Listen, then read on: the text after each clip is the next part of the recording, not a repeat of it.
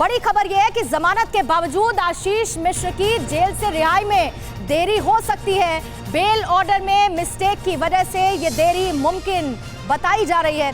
Bail order में correction की अर्जी डाली जाएगी और इलाहाबाद हाईकोर्ट की लखनऊ बेंच ने आशीष मिश्र को बेल दी थी और जिसके बाद अब माना जा रहा था कि जो प्रोसेस है आगे बढ़ेगा और आशीष मिश्र को बेल मिल जाएगी, जेल से वो बाहर हो जाएंगे। लेकिन अब जो ऑर्डर है उसमें कुछ करेक्शन होना है और इस मिस्टेक की वजह से बेल ऑर्डर में अब देरी हो सकती है।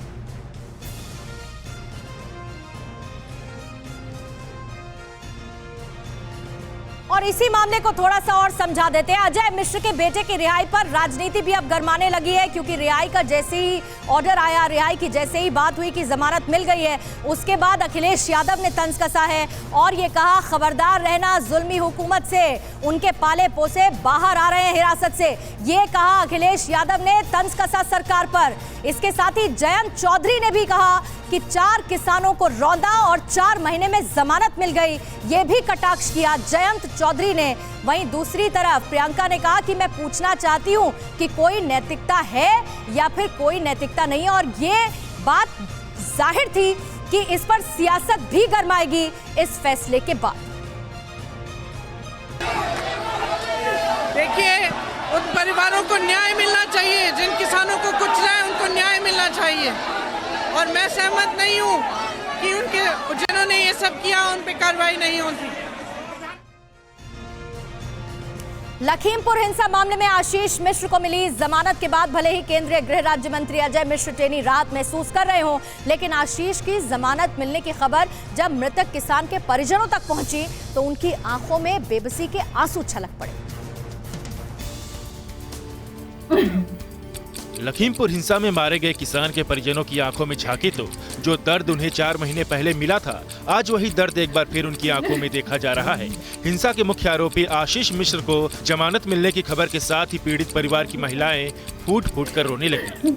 एसआईटी ने जांच रिपोर्ट में आशीष मिश्र को हिंसा का मुख्य आरोपी बताया था। रिपोर्ट में यह भी कहा गया था कि किसानों पर हमला सुनियोजित होने के साथ आशीष मिश्र के राइफल से गोलियां दागे जाने के सबूत हैं। लेकिन जिस तरह 4 लोगों को रौंद कर मौत के घाट उतारने वाले आरोपी को 4 महीने में जमानत दी गई, उससे मृतक किसानों के परिजनों का सरकार पर से भरोसा उठ गया है। उसको जमानत तो नहीं मिलने चाहिए, सरकार नहीं साथ देगी। साथ देती तो क्या जमानत उसको मिलती।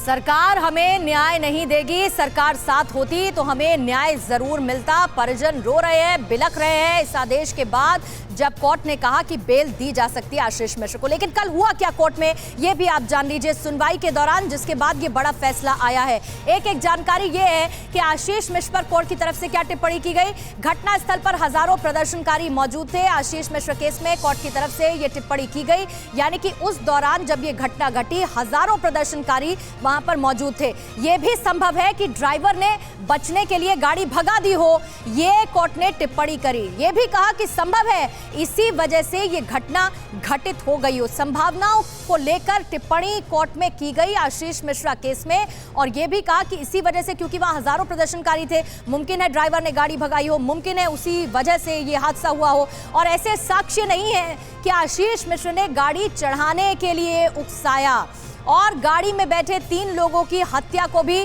लेकिन नजरअंदाज नहीं कर सकते, ये भी कोर्ट ने कहा। और इसी बीच में फैसला आया कि बेल मिलेगी आशीष मिश्रा को। मेरे सहयोगी मनीष यादव इस पर और ज्यादा जानकारी दे रहे हैं।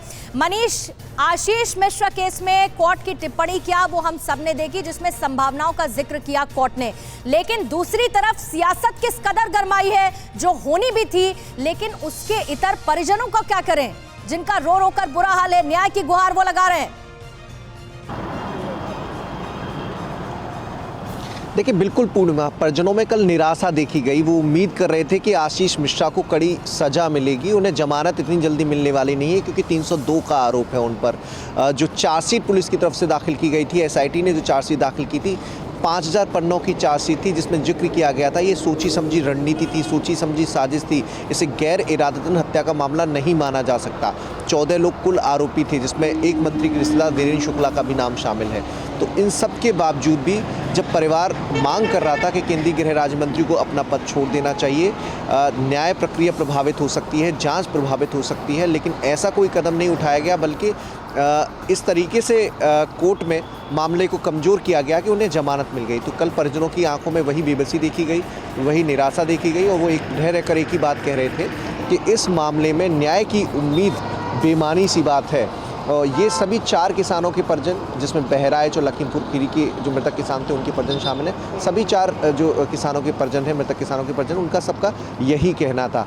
पश्चिमी उत्तर प्रदेश तक की ये बात फैली, और चूंकि कल चुनाव चल रहा था तो चुनावों के दौरान समाजवादी पार्टी, रालोद के कार्यकर्ताओं ने, नेताओं ने किसानों के बीच इस बात को रखा, और आने वाले जो चरण होने हैं, जो 14 फरवरी को दूसरे चरण का चुनाव है, उसमें भी ये बात जोर शोर से उठाने की तैयारी सियासत दल कर रहे हैं। मनीष बढ़ता हुआ नजर आएगा, लेकिन एक तरफ जहां पर बेल के आदेश दे दिए गए हैं, साथ ही अपडेट ये भी है कि बेल ऑर्डर में गलती की वजह से थोड़ा सा परवाह देश की, सोमवार से शुक्रवार रात 10 बजे TV9 भारतवर्ष पर।